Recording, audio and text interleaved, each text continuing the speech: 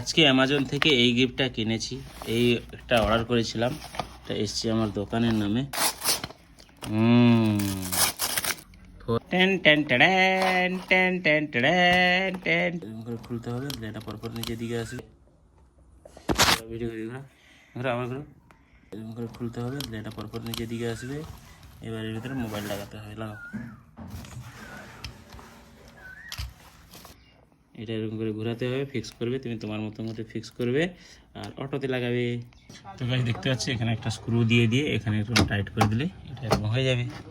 তো এরকম করে আমরা ভিডিও বানাতে পারবো। এই ভিডিও মোড চেঞ্জ করে